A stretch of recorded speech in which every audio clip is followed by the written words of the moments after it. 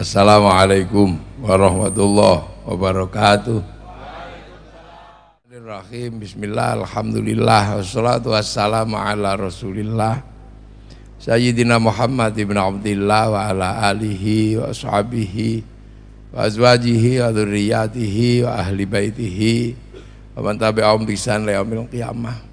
Para alim, para ulama, para kiai, seluruh yang hadir yang saya hormati, ketua organisasi keagamaan Nahdlatul Ulama Muhammadiyah, LDII, MTA kalau ada, ya, Tua MUI yang sangat kita banggakan bersama, Bapak Bupati yang karena lupa nyebut sampai nyambut lagi. Ini luar biasa ini beliau ini. Mestinya ya sudahlah, biasanya kan gitu. Ini luar biasa bahwa ada sesuatu yang lupa disebut itu harus tetap dikodok, harus tetap diulang. Ya, jajaran Forkompimda ada Pak Wakil Bupati serta Ibu, Pak Kajari, Pak Dandim, dan Ramil. Ini, oh Pak Dan Ramilnya di sana, Pak Dandimnya di sini. Yang kita banggakan anggota Komisi 3 DPR RI, Bapak Arteria Dahlan. Aceh apa Padang? Padang. Nah, orang Padang itu. Kalau baca Pancasila yang dibaca gambarnya Cie gitu. Saya punya lengkap tapi nanti aja. Cie bintang pesagi limo itu ada. Yang sangat kita banggakan Bapak Kapolres beserta Ibu Bayangkari. Jadi Bu Polisi ini harus sadar namanya Bayangkari. Jadi kalau suami bertugas bayang itu carry. Sudah nggak boleh dipikir, tinggal petugas berangkat itu pasukannya Gajah Mada dulu. Ya, daripada nanti saya kayak kasusnya kayak Pak Bupati ini, mana lagi yang belum saya sebut ini. Pengadilan Negeri, Ketua DPR, putih kita DPR ini. Oke, wakil kita DPR, pemilik rumah sakit, dokter. Nek kiai padha kula wis pokoke paham kabeh. Ya usah disebut ra apa-apa wis kiai. Ya, ikhlas. Jadi hadirin hadirin anak-anakku sekalian. Ini luar biasa, sekedar ngingetin ya, nginget ketok. Yang akan kita sambut itu namanya bulan puasa. Syahrus Syam. Kutiba alaikumus syamu kama kutiba alal ladzina min qablikum la'allakum tattaqun. Ini yang akan kita sambut ini. Enggak usah ribut 23 apa 22 pokoknya. Kalau yang usil biasanya kalau puasa ikut yang terakhir, kalau lebaran ikut yang awal. Itu yang usil. Tertib. Nah, puasa ini ya, puasa ini kalau di dalam Islam termasuk rukun Islam yang keempat. Rukun Islam yang keempat. Ketika Rasulullah ditanya mahwal Islam, apa itu Islam? Yang pertama dijawab, anta syahada an la ilaha illallah wa anna muhammadar rasulullah, syahadat. Yang kedua, wa tuqimus sholat, dan mendirikan sholat. Yang ketiga, waktu tiaz zakat, dan menunaikan zakat. Nah, yang keempat, watasuma Ramadan, dan berpuasa di bulan Ramadan. Puasa itu apa? Ya nggak makan, nggak minum, dan nggak ganggu perempuan. Mulai dari menjelang subuh khaitil abiyat, sinar putih, dan sampai di khaitil aswad, sampai di batas cahaya hitam keluar. Maghrib di batas paling sederhana, imsak sampai maghrib. Ini rutinitas yang setiap tahun insya Allah kita lewati. Tapi ada sesuatu yang kadang kita ini nggak terlalu banyak memikirkan. tentang puasa. Jadi puasa ini kalau kita pikir gitu ya, ini termasuk unik. Jadi puasa ini unik. Uniknya di mana? Uniknya semua manusia dan semua agama itu kenal. Uniknya itu semua manusia dan semua agama itu punya ajaran puasa. Haji nggak ada, cuman Islam tok. Zakat Islam, sholat ya Islam. Tapi kalau puasa ini hampir semua agama ngajarkan puasa.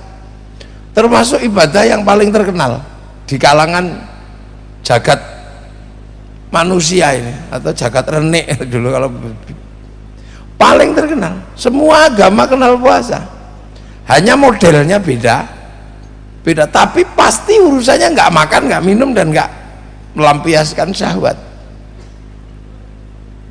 Orang Nasrani diajari puasa, ketika Jumat Agung itu puasa. Orang Yahudi persiapan hari Yom Kippur itu puasa. Orang Buddha ketika persiapan menempuh perjalanan 8 jalan menuju nirwana itu puasa. Ya sama, nggak makan, nggak minum, nggak, itu perempuan. Orang Hindu puasa, bahkan ada puasa nyepi, amati agni, nggak boleh kena sinar matahari atau api, nggak boleh bekerja. Nah itu semua kenal puasa, termasuk Islam diajarkan puasa. Apalagi orang Jawa, puasa itu trending, viral puasa itu. Orang Jawa itu malah kenal puasa yang aneh-aneh, banyak modelnya. Ada puasa makan daun tok, namanya ngidang.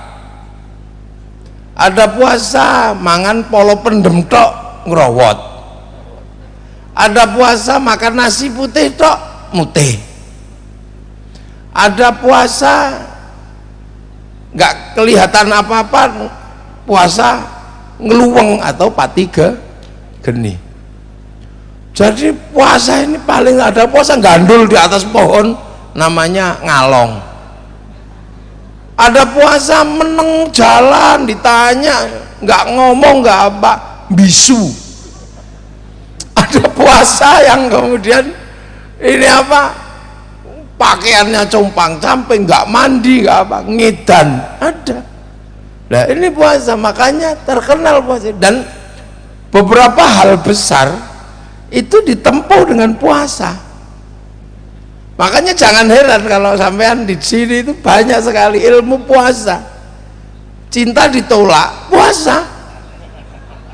Loh, ini orang-orang cinta kok ditolak, puasa. Kalau puasanya santri, ya ke dalam masjid baca ya Rahman ya Rahim, atau baca innahu min Sulaiman wa innahu bismillahirrahmanirrahim Allah ta'ala alayya wa atuni muslimin. Itu puasanya santri. Kalau yang bukan santri ya puasa sama aja, cari pohon besar gitu. Sunnah mata kaji hajiku jaran goyang tak goyang, ya puasa. Jadi jangan salah, puasa ini paling trending, semua orang kenal. Gitu. Dulu orang pengen kaya gitu, ya puasa. Yang Islam, yang santri baca puasanya baca ya Fatahu ya Razak. Nah kalau yang nggak santri ya puasa, tapi di atas gunung Kawi ya puasa. Doa ini puasa. Makanya beberapa hal besar itu puasa. Bahkan di sini itu ada orang cari nomor itu puasa, biar nomornya tembus, puasa. Togel puasa. Dan beberapa sejarah besar dilewati dengan puasa. Syekh Abdul Qadir Al-Jilani itu futuh, itu setelah puasa hampir 25 tahun. Rasulullah puasa di atas gua Hira. Sunan Kalijaga futuh menjadi wali itu setelah puasa 3 tahun. Sunan Geseng puasa 3 tahun di tepi sungai baca ya Hayyu ya Qayyum, walaupun keliru ya kayu kuyuka yumu. Makanya Ki Gede Pemanahan sebelum mendirikan kerajaan Mataram puasa timbang lampir Gunung Kidul. Nah ini yang mulai hilang, ini yang mulai hilang. Makanya dulu orang itu kuat-kuat karena kuat puasanya kuat-kuat, Senin Kemis apa puasa. Nah lama-lama puasa ini nggak lagi trending, nggak lagi trending. Dulu orang nggak takut apa-apa karena kuat puasa. Ketemu singa itu bukannya kemudian bawa tembak, tapi puasa sampai gitu singanya lari. Nah begitu puasa ini nggak terlalu trending, maka kekuatan manusia ini semakin lama semakin lemah, semakin turun, semakin turun, semakin turun. Manusia jadi penakut. Ketemu melinjo takut, asam urat. Temu nasi takut, gula, kolesterol. Begitu makan durian takut. Begitu manusia ini semakin takut karena tubuhnya tidak kuat lagi, harus dioperasi misalnya, suruh puasa. Jadi sama dokter, puasa kamu. Kalau nggak puasa kami nggak berani ngoperasi. Tanya itu pemilik rumah sakit itu. Semua sama. Makanya orang-orang ini puasa. Jadi kita jangan salah bahwa puasa ini sesuatu yang dikenal oleh manusia. Makanya sampean yang masih muda-muda itu kalau punya tradisi tirakat puasa, puasalah. Nanti panennya kalau sampean udah besar, panen. Jadi jangan dikira orang-orang besar itu puasa. Bung Karno itu, Bung Karno sebelum menggali Pancasila itu 41 hari 41 malam tirakat di Tebu Ireng sampai ketemu dengan Syekh Ishaq At-Tabarqi. Nah, itu tokoh misterius yang ada di Tebu Ireng yang nggak semua orang ditemui karena ada sholawat khusus yang harus dibacakan. Itu Bung Karno. Jangan dikira Bung Karno dipikir diem aja pikir Indonesia. Tirakat. Kiai-kiai besar itu dulu tirakatnya kuat. Apakah Dalailul Khairat, apa Khizib, semua puasa. Jadi kita ini sebenarnya hari ini menikmati hasil tirakatnya orang dulu, hasil puasa. Nah makanya kiai-kiai besar saya tanya itu tukang tirakat semua gitu. Kiai Amu itu misalnya itu ya tirakatnya kuat, makanya sampai rambutnya sudah nggak hitam-hitam, nggak putih-putih, sampai tua juga masih hitam rambut, kuat. Loh, makanya kalau mau ada pilkada mau apa beliau pasti jadi konsultan. Karena nginguk langit itu kan. Itu jadi anak-anakku sekalian, itu yang kita lupa. Bahkan ayam itu pengen netaskan telurnya puasa, angklem puasa. Ulet itu kalau mau terbang puasa, ngentung, dia ngentung dulu puasa. Jangan dikira Pak Bupati itu sekarang gemuk, dulunya tirakatnya kuat. Jangan dikira beliau itu. Makanya puasa, orang-orang punya tirakat. Makanya kalau datang ke kiai jangan langsung tanya wifi-nya ada nggak ya, jangan tanya kira-kira saya kuat wiritannya apa, dikirnya apa, puasanya apa. Nggak mati, nggak, orang puasa nggak mati. Bahkan orang biasa, Nyai Sukirah namanya, pengen punya anak hebat, pengen jadi raja, tapi beliau bukan keturunan raja. Itu puasa sambil perutnya dilus-lus, ya Allah ya Allah ya Allah. 9 bulan anaknya keluar, kasih nama Soeharto, jadi presiden 32 tahun. Pengakuan punya isu kira puasa. Jadi makanya nah, anak milenial kadang udah nggak mengerti itu, karena tidak ada lagi mengalami kesulitan di hidup. Anak milenial nggak kenal itu puasa apa, saking gampangnya. Dulu kalau kami jatuh cinta, puasa agar bisa ketemu di dalam mimpi, kita puasa. Nanti tidur bantalnya dibalik, kita ngimpi ketemu sama dia. Ada itu ilmunya. Tapi berhubung sekarang ada video call, ya nggak perlu puasa. Lah ya kan, kalau dulu kan loh. Kalau dulu zaman kami muda, cinta itu menyakitkan.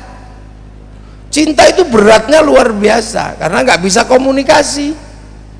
Pak Kapolres jatuh cinta sama Bu Kapolres itu masih rindunya luar biasa, masih menggunakan surat menyurat, kertasnya warnanya pink itu masih, yang baunya bau mawar, jangan bau melati, itu bau gendruwo.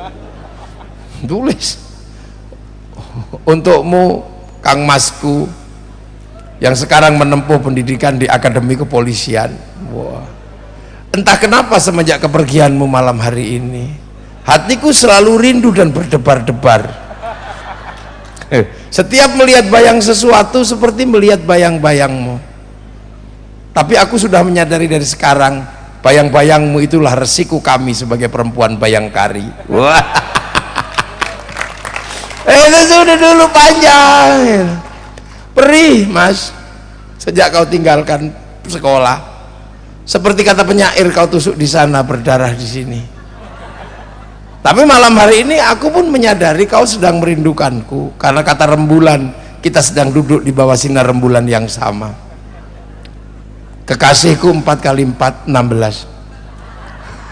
Sempat tidak sempat harus dibalas. Nah sekarang kalau kangen cuman foto tuh dikirim, kalimatnya juga nggak panjang, cuman mah itu aja. Ada. Dulu orang kalau pengen ngangkat berat, ini harus puasa untuk mencari khatam, punya kekuatan. Sekarang khatam-khatam kekuatan seperti itu pensiun, karena sudah ada bulldozer. Ya, khatam telepati kalah sama handphone. Ada. Dan ini dunia baru, makanya sampean udah jauh dari tradisi manusia yang memang mengenal puasa lah. Itulah zaman yang memang berubah. Jadi puasa-puasa swasta itu mulai ditinggalkan. Dulu kan kalau mau ada proyek apa, para kontraktor puasa dulu untuk menggolkan proyeknya. Sekarang enggak puasa, cukup kirim perempuan pakai rok pendek.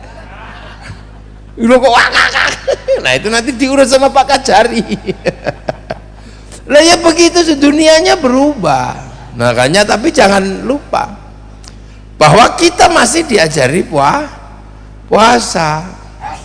Nah, puasa kita ini apa? La'allakum tattaqun, agar menjadi orang yang bertakwa. Bertakwa itu apa?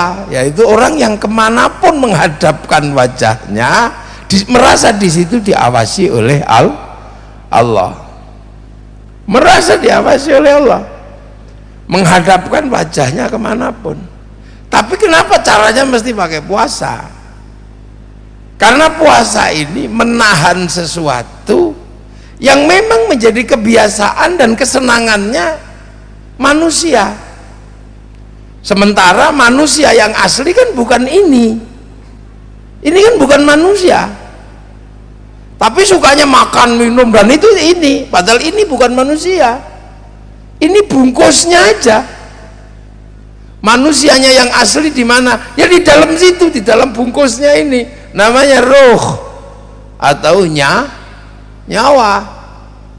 Nah, ruh atau nyawa itu sudah pernah transaksi sama Allah. Ketika mau diturunkan ke sini ditanya, alastu birabbikum, kamu lupa nggak kalau aku ini adalah Tuhanmu? cacing dalam tanah, sudah nanti cacingnya dimakan lagi sama kambing, sama rumputnya dimakan kambing, kambingnya dimakan manusia, bikin anak lagi. Namanya teori rantai makanan. Terus gitu. Lah nanti selagi nyawanya masih ada, balik kepada Allah, rekamanmu masih komplit, ya usah heran. Sama dengan padi. Padi itu mau dimanapun direkam oleh beras. Akar menghisap apa, pohon menghisap apa, rekamannya ada di dalam beras, organik atau bukan, ya rekamannya ada di situ. Kalau masuk laboratorium baru ketahuan.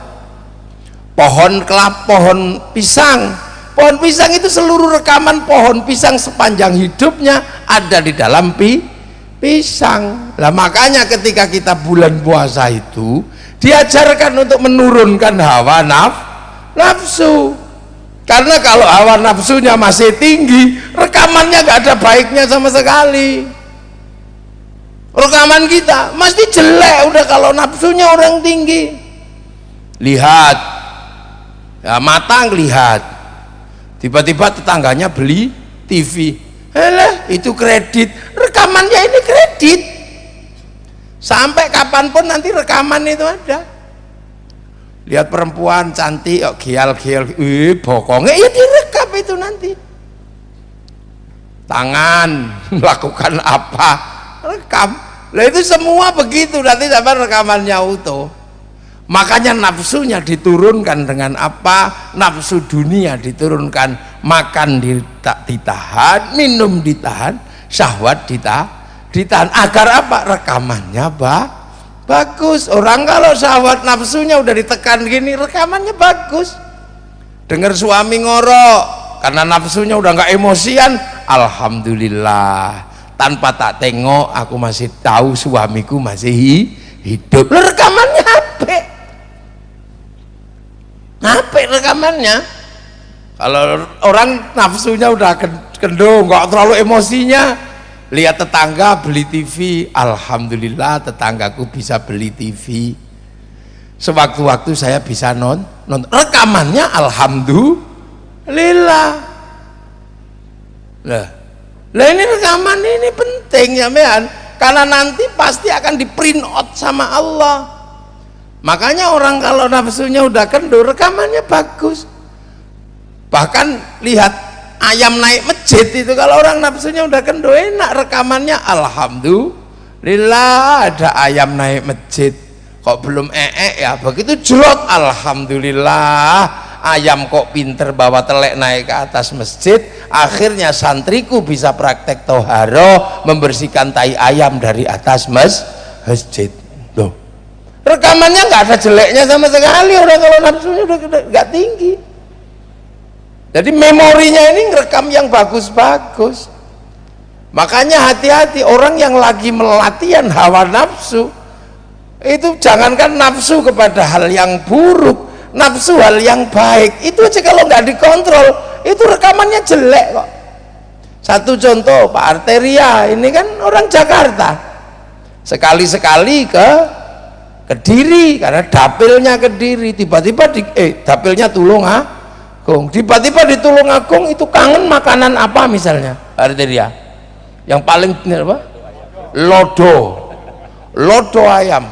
Terus bayangin saya nanti akan pulang deh, saya lebaran harus di Tulungagung, saya akan makan lodo ayam. Oh enggak masalah, sampai bayangkan lodo ayam aja ngiler. Ternyata begitu pulang lebaran seluruh warung lodo tutup. Waduh, tutup, kemana-mana cari lodo itu, ya Allah, lodo mana yang buka? Seminggu baru ketemu lodo. Di mana? Di rumahnya Pak Bupati. Wah, Pak Bupati, alhamdulillah Pak Bupati, terima kasih ada lodo ayam. Saya udah kangen lodo ayam. Tapi hati-hati, jangan Pak Arteria makan lodo ayamnya Pak Bupati ini. Ini bahaya ini. Bahayanya di mana? Karena rasanya pasti nikmatnya luar biasa, sebab didorong oleh nafsu hampir satu bulan. Pokoknya itu dimakan gini, nikmatnya sampai ubun-ubun rasanya. Terus besoknya main ke tempatnya Pak Kapolres, ada lodo juga, padahal lodonya sama. Silakan Pak Arteria, silakan. Anda apa udah, karena udah keturutan kemarin, udah nggak terlalu nafsu. Akhirnya begitu kepaksa gak enak sama Pak Kapolres, makan lodo itu. Begitu makan lodo, cek gitu, enak yang kemarin. Wong ini sudah nggak ada nafsu, yang kemarin nafsu begitu. Enak yang kemarin. Begitu ngomong enak yang kemarin, ribut sama Allah. Kenapa? Wong hari ini dikasih yang itu kok masih nggak terima, masih nggak bersyukur, masih bayangkan yang kemarin. La in syakartum la azidannakum wa la in kafartum inna adzabi lasyadid. Loh itu nafsu. Makanya hati-hati, nafsu ini rekamannya jelek. Kalau nafsu itu jangankan yang jelek, nah nanti begitu nafsunya ini kendor semua enak. Makanya kan orang puasa dibanyak itikaf, banyak berzikir, ya Allah ya Allah ya Allah ya Allah, karena kepala ini mesti diajari zikir biar kalau nanti terlatih ya Allah ya Allah. Pertama paling ya Allah ya Allah ya Allah ya Allah ya Allah, ngantuk ya Allah ya Allah ya Allah ya. Nah nanti kalau latihan terus lama-lama ya Allah ya Allah ya Allah, kepalanya biasa gedek-gedek, begitu keseduk dok, masya Allah, rekamannya Allah, kepecak telek, masya Allah, Allah rekamannya. Jadi ono ning rekamnya baik Allah dok, semua kembali kepada Allah. Makanya orang kalau nafsunya turun, rekamannya Allah, akhirnya ngelihat kemanapun merasa ada Allah. Lah makanya orang berpuasa yang nafsunya sudah rendah dan turun akan sampai kepada derajat menjadi orang takwa. Lah itu kan itulah, makanya latihannya gitu.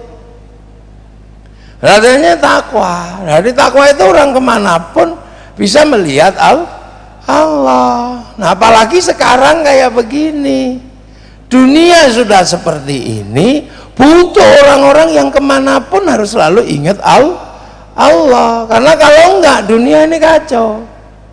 Kenapa? Dunia ini sudah selebar daun kelor sekarang. Jadi orang harus benar-benar jangan lupa Allah itu segalanya. Dimanapun kita ngelihat, di situ ada Allah. Jangan sampai kemudian kita nggak ngelihat itu, karena ini dunia udah ketemu. Zaman Nabi Adam masih di kampungnya sana, zaman Nabi Ibrahim masih Mesir, masih Filistin, zaman Nabi Muhammad ya Makkah, Masjidil Aqsa. Tapi zaman kita ini kan semua dunia udah ketemu,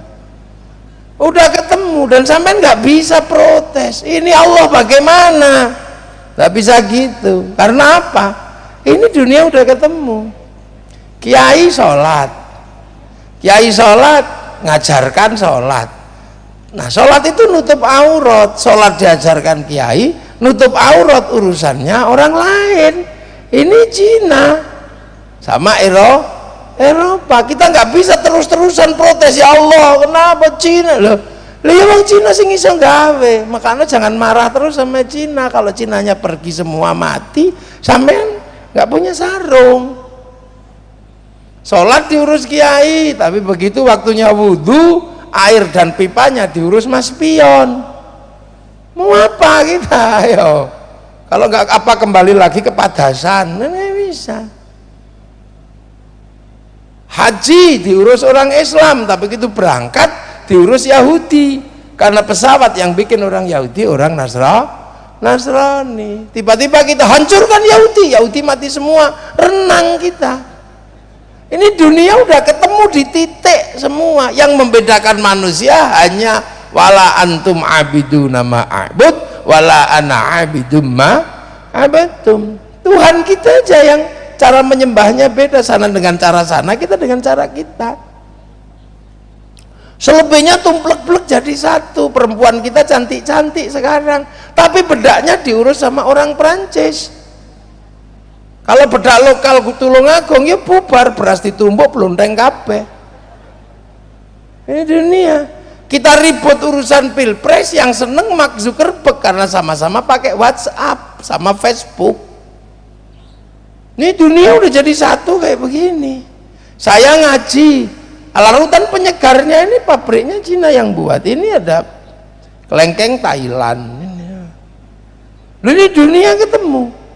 Kalau kita nggak ingat bahwa ini semua karena rahmannya Allah, bahwa Allah itu adalah punya Ar-Rahman yang belas kasihan di dunia dan di akhirat, kita pasti komplain, Allah ini gimana? Orang Cina kok malah kaya, yang Islam malah miskin. Ini malah Yahudi yang pinter-pinter. Ini kita nggak bisa. Itu semua adalah ketentuan Allah. Kita cuma diminta, ya sudah. Loh, makanya Indonesia ini jalannya enak. Karena dari awal nenek moyang kita sudah menyadari itu. Bahwa ketika suatu saat bangsa ini akan ketemu dengan perbedaan-perbedaan dan akan tetap harus menjadi satu. Makanya nenek moyang kita sudah lihatnya udah canggih zaman segitu. Masa depan Indonesia sudah dipikir dari awal. Apa satu contohnya? Bahwa Indonesia dari dulu berbeda, beda suku, beda bangsa, beda agama dari dulu. Nah, itu Islam bagaimana mensikapi seperti ini?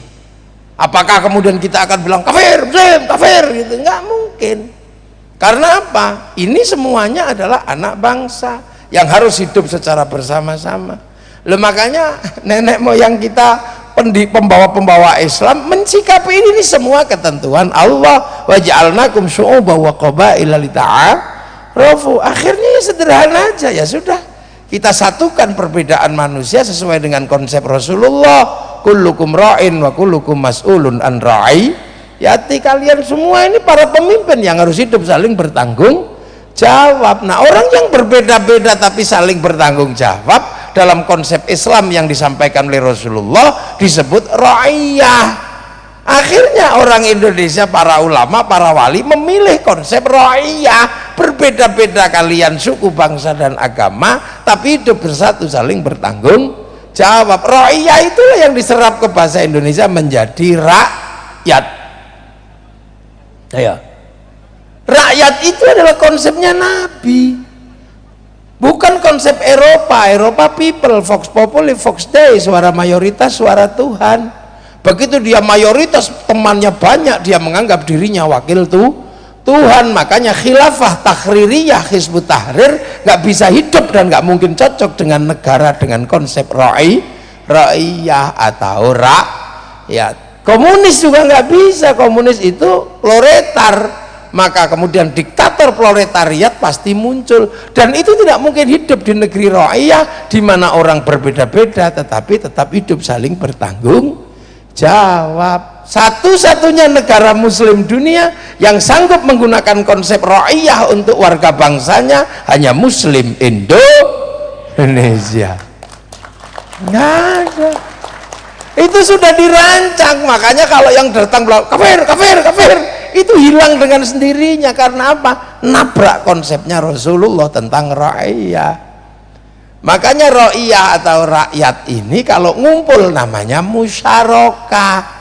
Musyarakah itu lahir bahasa masyarakat. Masyarakat itu kalau berbeda paham, wasyawirhum fil amri, namanya musyawarah.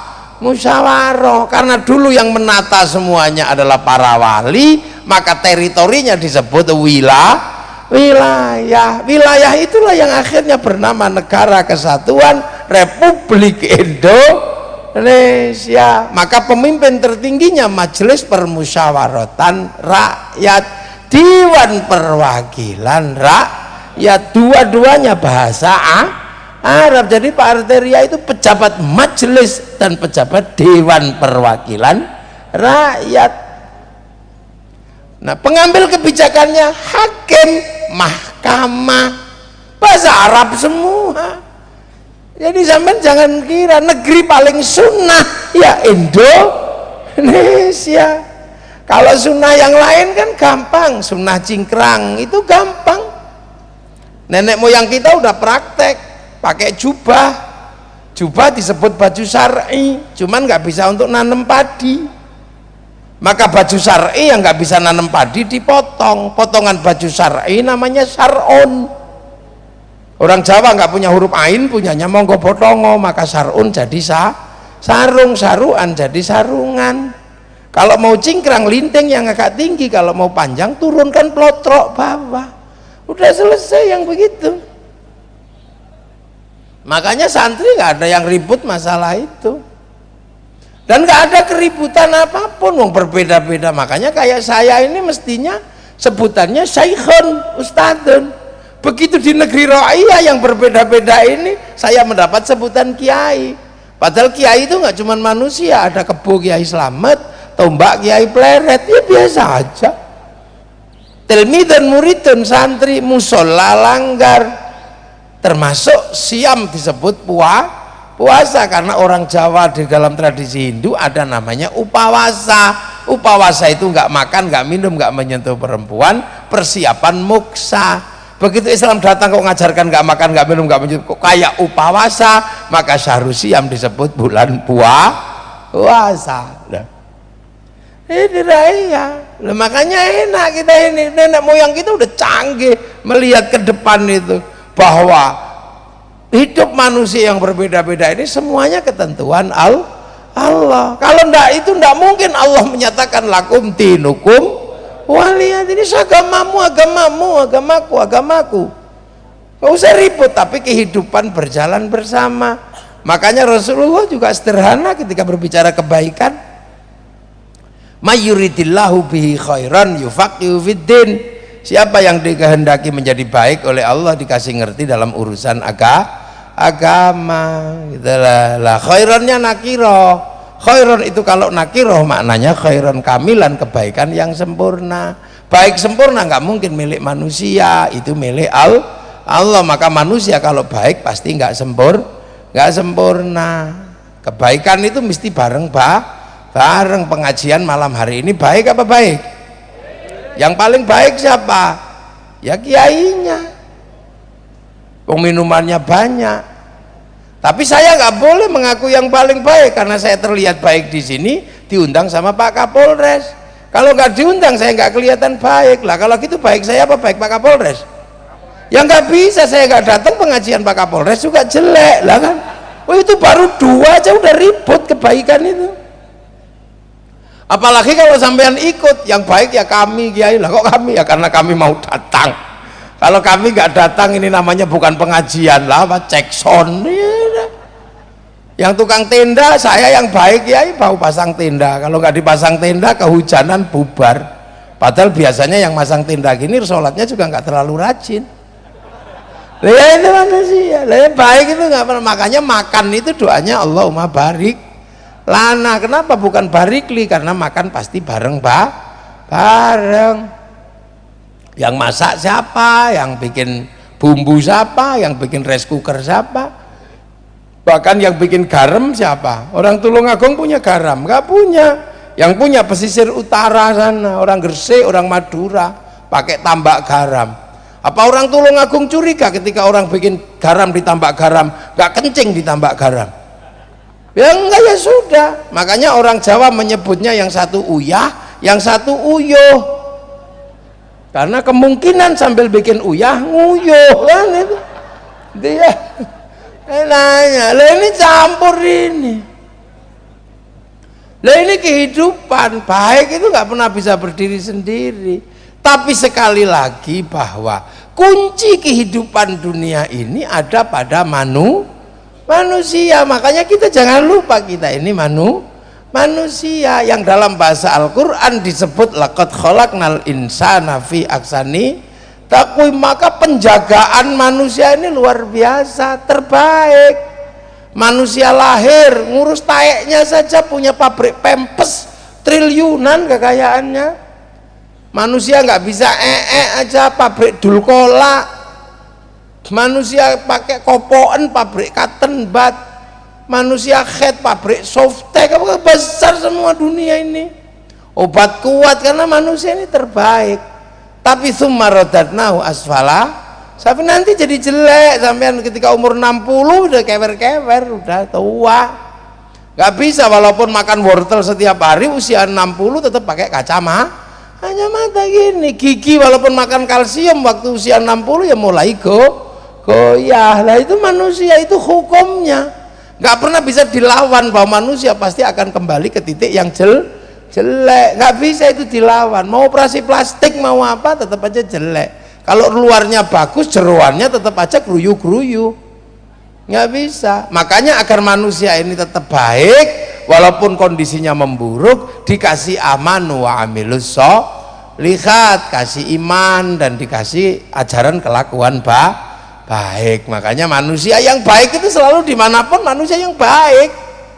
Orang jelek dimanapun tidak mendapatkan tempat, pasti dia dihakimi oleh manusia bahwa jelek itu tidak baik. Di negara manapun nggak ada jelek itu menjadi idola, itu nggak ada dimanapun.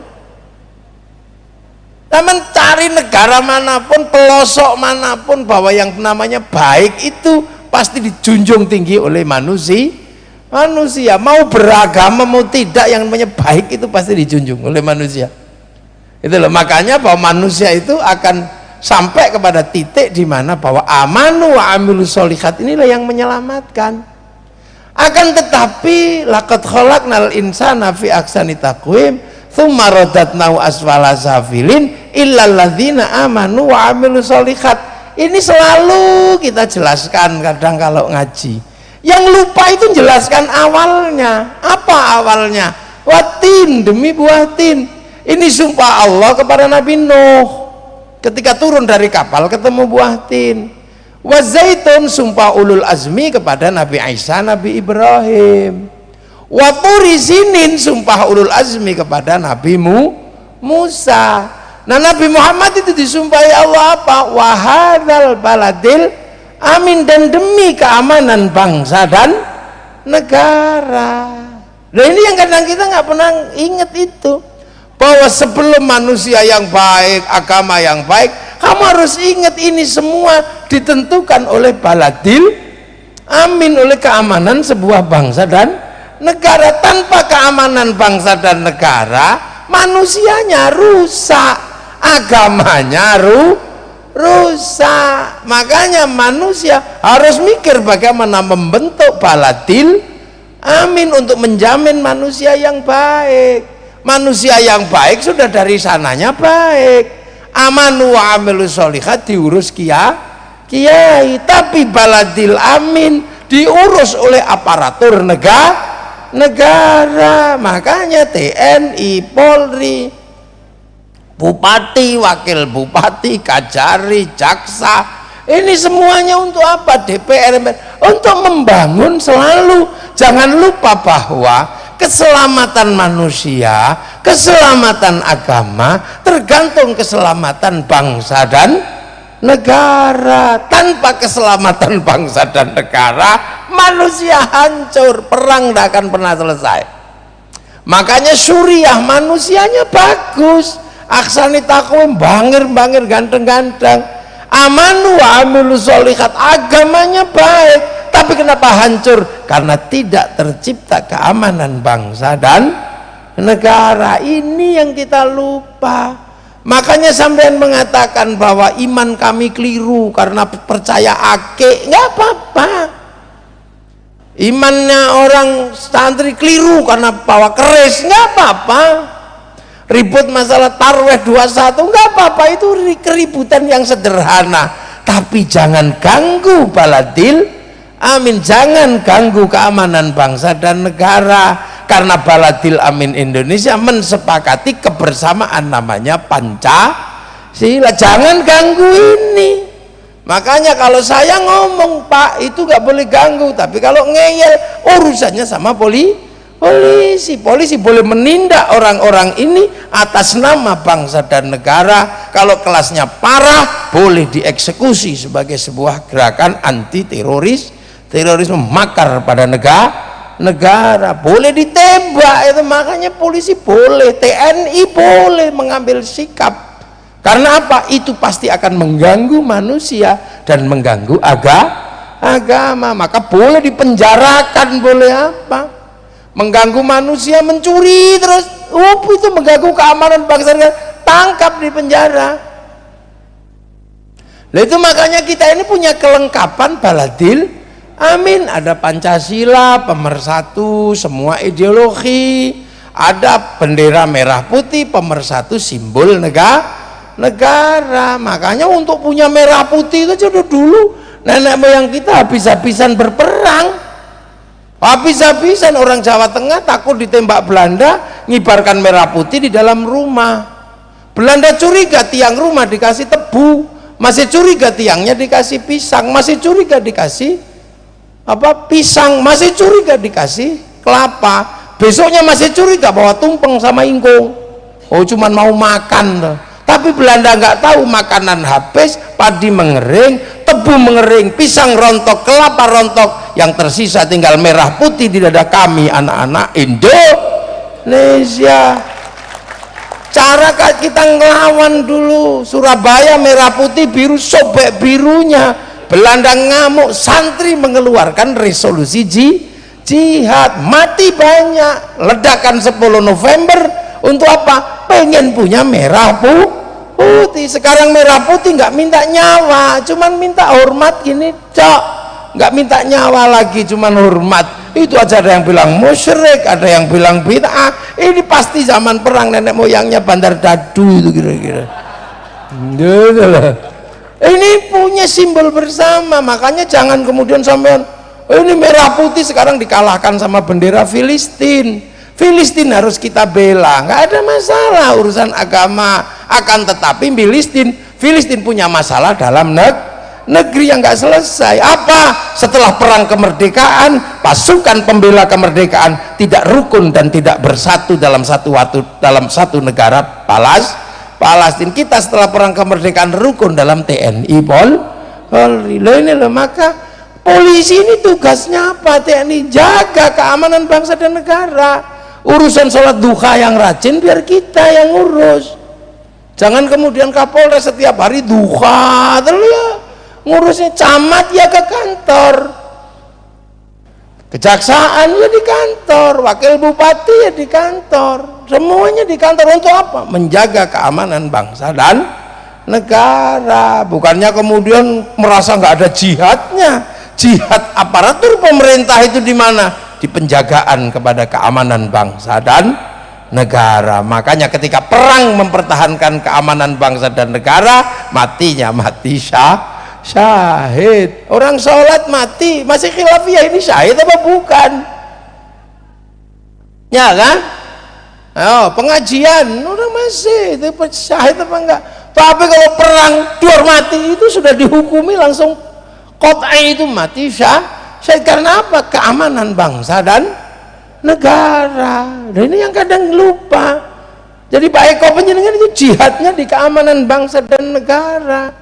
Di balik keamanan bangsa dan negara ada derayan air mata dari istri yang sering ditinggal tugas. Itu pun juga menjadi jihad seorang istri aparatur negara. Tetesan air mata itu akan dihukumi di surganya Allah Subhanahu wa ta'ala. Karena dengan air mata dan dengan kekuatan aparatur pemerintah kita ngaji enak, sholat enak, apapun enak. Maka mari kita jaga kebersamaan ini. Makanya santri kalau jaga bareng-bareng, doa kiai ya bareng-bareng, jaga kebersamaan.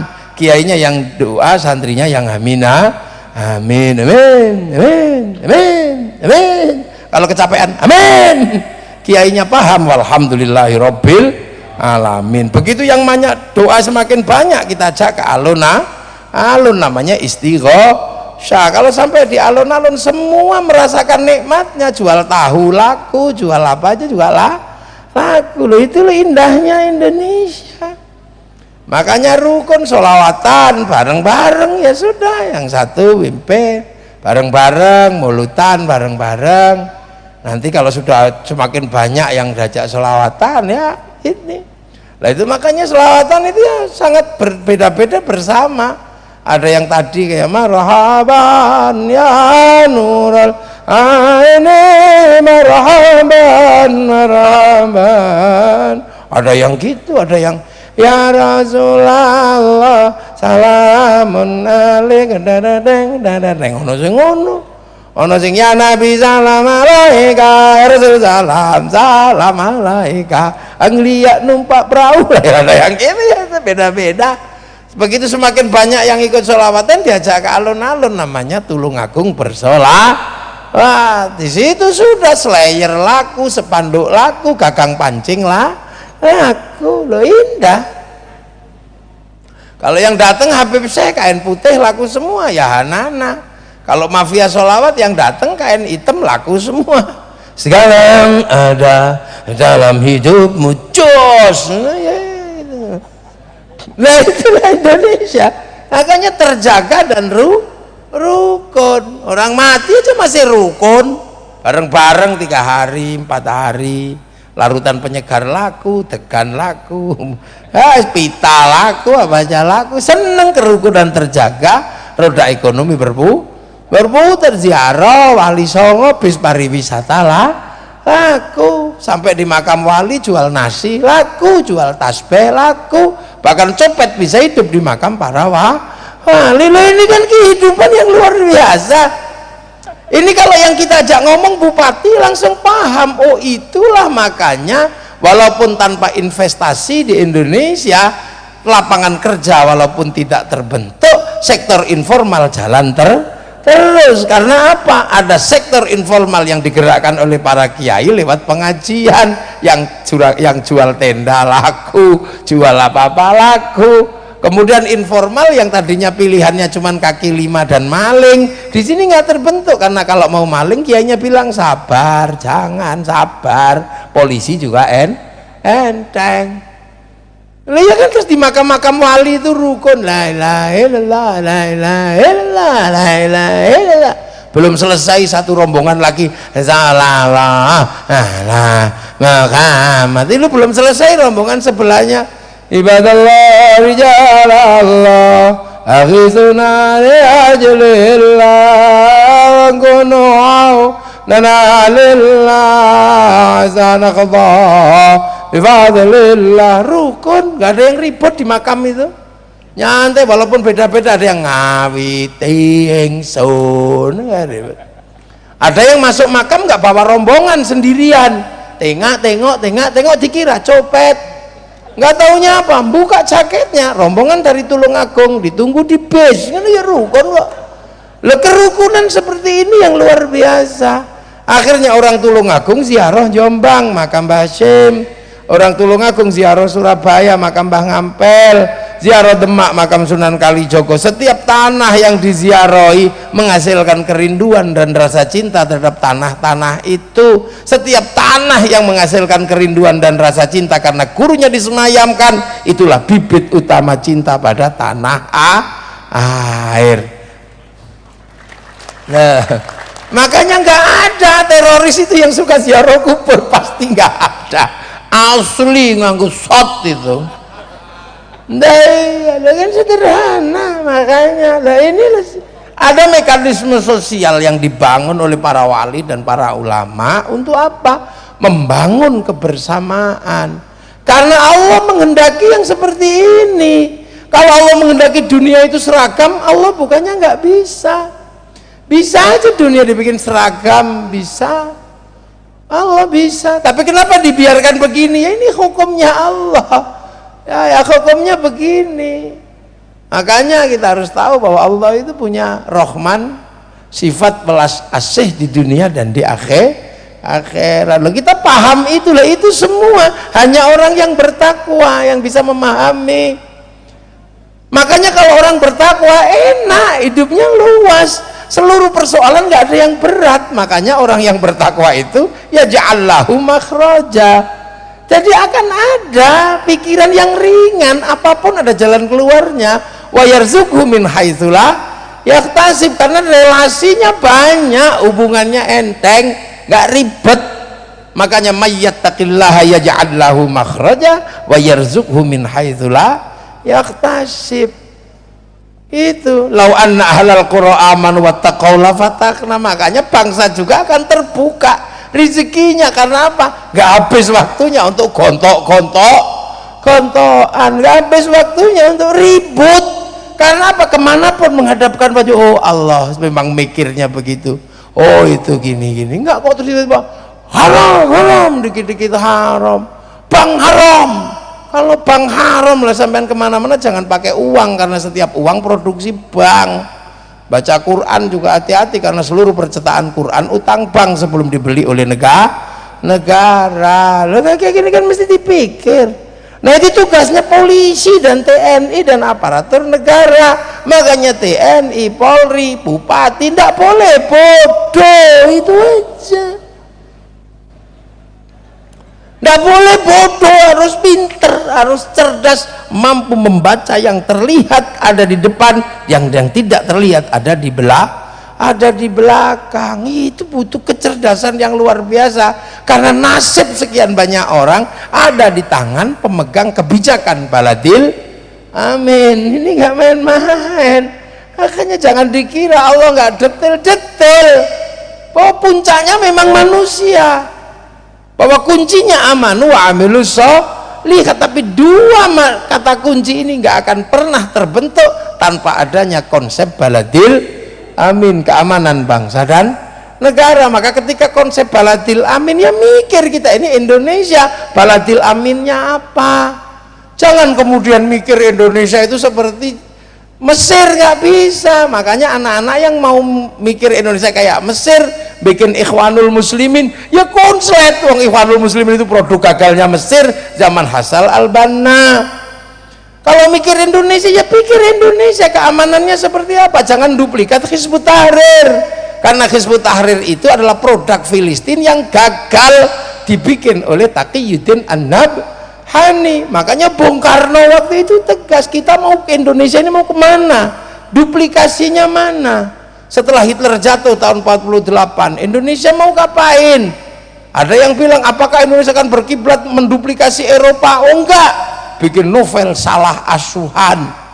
Apakah Indonesia akan berkiblat menduplikasi model Arab? Enggak, di bawah lindungan Ka'bah. Apakah mau menduplikasi Belanda? Enggak, tenggelamnya kapal Van der Wijk. Apakah mau berbicara dengan model Indonesia yang murni? Enggak bisa. Siti Nurbaya lah, itu butuh kecerdasan, bukan kemudian asal duplikat, asal comot, rusak semua bangsa ini. Sudah tahu orang Indonesia itu rasnya mongoloid, nggak punya jenggot, minta jenggotan semua, ya nggak bisa. Nah ini yang kadang orang harus cerdas. Makanya orang Amerika dengan gaya Amerikanya, dia berkembangkan kebangsaannya lewat film di dalam Hollywood.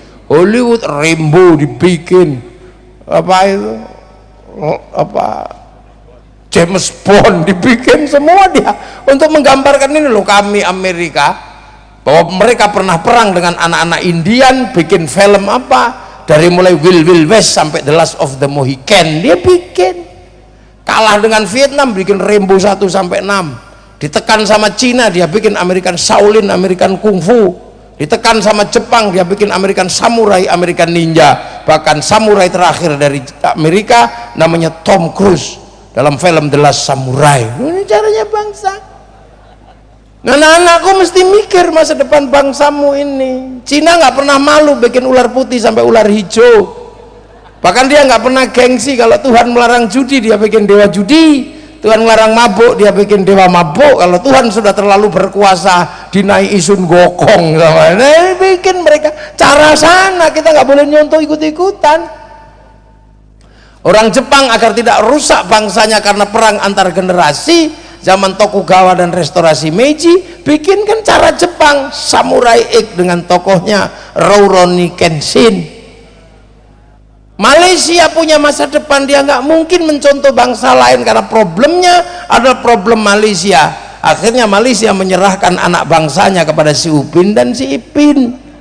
Si Upin dan si Ipin gak boleh lupa, jangan ribut dengan anak-anak India, bangsamu akan hancur. Kenalkan anak India kecil namanya Jarjit, biar gak lupa ada anak-anak Cina, kenalkan Mei Mei. Biar dia gak lupa ada anak-anak Indonesia, kenalkan Susanti. Mereka punya caranya agar bangsanya tetap aman. Nah, kita ini paling seneng menduplikat bangsa lain, rambut Korea miring dipakai, Rambut Amerika yang naik gini dipakai namanya pang, padahal di sana udah nggak bisa dipakai. Buktinya sekarang hilang karena kalau pakai helm pasti ambruk. Nggak bisa. Nah ini cara-cara bagaimana kita membangun kesadaran berbangsa dan bernegara, karena yang menjamin manusia Indonesia, yang menjamin agamanya orang Indonesia adalah keamanan bangsa dan negara Indonesia. Nggak boleh pakai yang lain. Kalaupun ambil aja dikit, tapi jangan lupa kita Indonesia. Orang Amerika, orang Eropa memang makanannya daging karena musim dingin. Kita nggak ada musim dingin, makan kangkung seumur-umur juga hidup. Orang Eropa harus selalu pakai AC karena kalau musim dingin pakai pemanas, musim panas pakai pendingin. Kita nggak panas nggak dingin, cukup sarung. Kalau panas kebut-kebut sarung, kademen kemulan sarung, enak kita ini, fleksibel.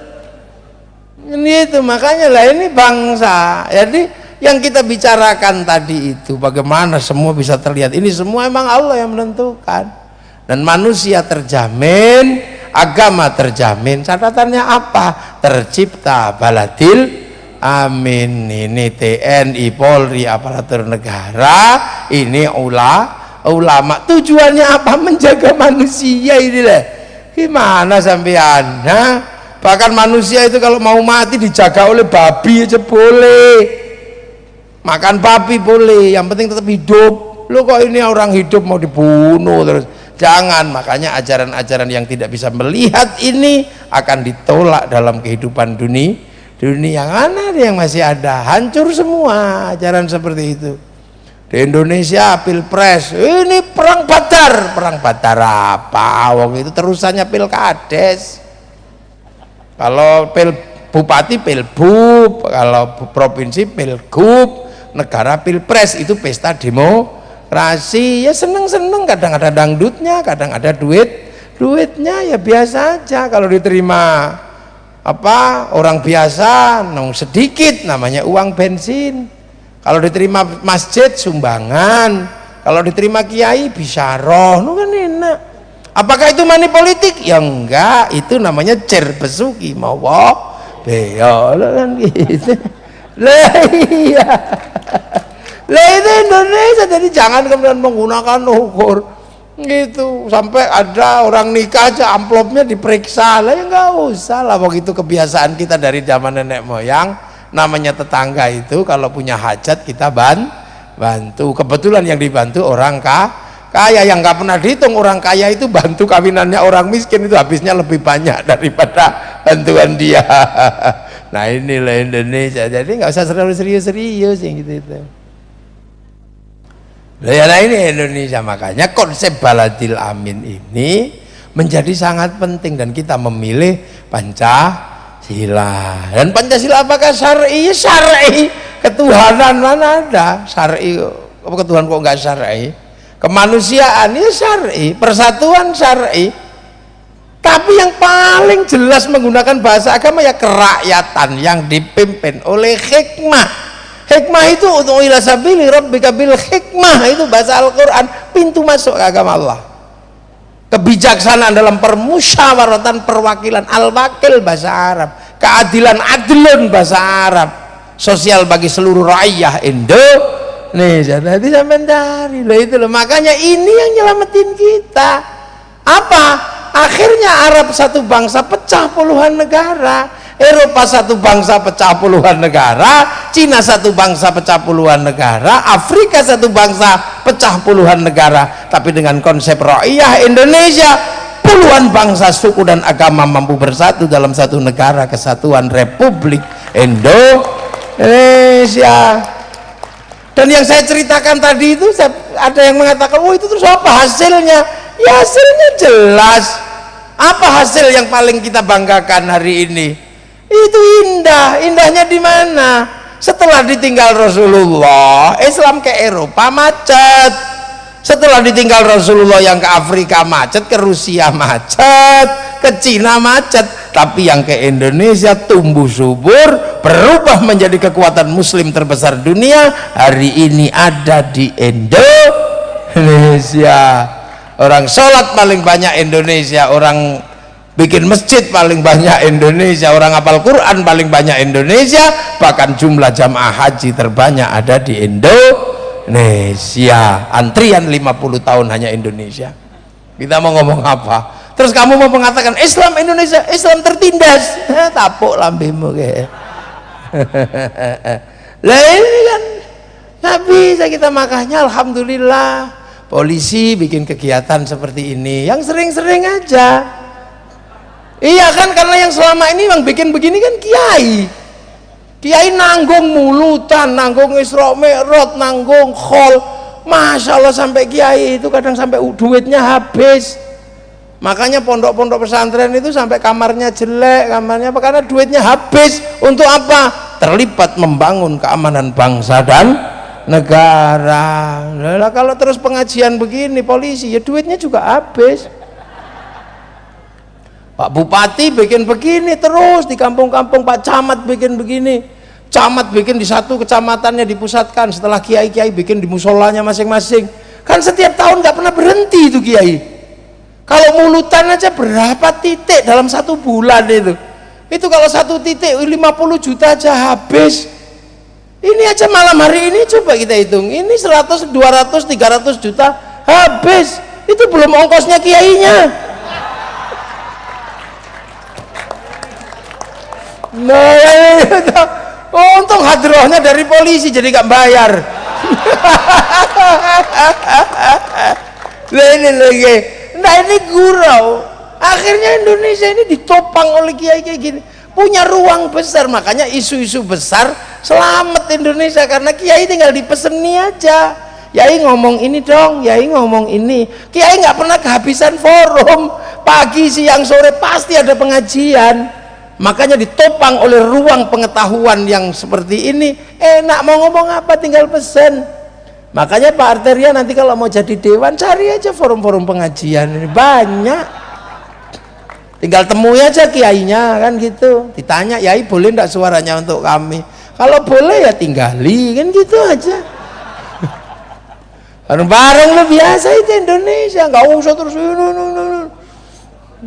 nggak apa-apa, yang dari PDI, dari P3, PKB, Demokrat, terserah, yang penting mau aja, nggak apa-apa. Terjaga. Akhirnya isu Syiah, kiai-kiai gitu aja Syiah, enak. Corona, semua kiai ngomong corona. Hadirin, ini manusia mulutnya nggak bisa dicegah sekarang, di medsos bunyi sesuka-sukanya. Dosa terbesar manusia milenial karena mulutnya nggak ada remnya. Yang kedua, dosa manusia dari jarinya, karena jempolnya gini buka segalanya. Dosa manusia milenial modern adalah ada pada jarinya. Maka turunlah corona agar semuanya menjadi bersih. Mulutnya harus dikasih masker, tangannya harus pakai hand sanitizer. Betul, padahal kiainya ngarang. Tapi karena itu terjawab semua forum ada. Nah inilah, jadi Indonesia ini punya mekanisme luar biasa. Apakah kemudian oleh Pak Arteria ini disebut sebagai social engineering atau apa? Tapi Indonesia punya mekanisme itu sehingga bangsa ini selamat. Nah tinggal nanti Pak Arteria bikin yang begini semakin banyak, kumpul-kumpul ngaji, beli sapi, baru luar biasa. Betul, cocok? Nah, cocok. Pak Bupati di Pendopo bikin begini, kita ngaji apa? Indonesia itu begini. Karena sekarang persoalannya persoalan kebangsaan ini luar biasa, menjadi sangat serius. Karena apa? Manusia milenial, manusia transnasional, ya. Inilah, maka alhamdulillah malam hari ini Pak Kapolres masih menyempatkan waktu, dan saya menyempatkan waktu. Sebenarnya malam hari ini juga saya ada acara, tapi nggak enak sama Pak Kapolres.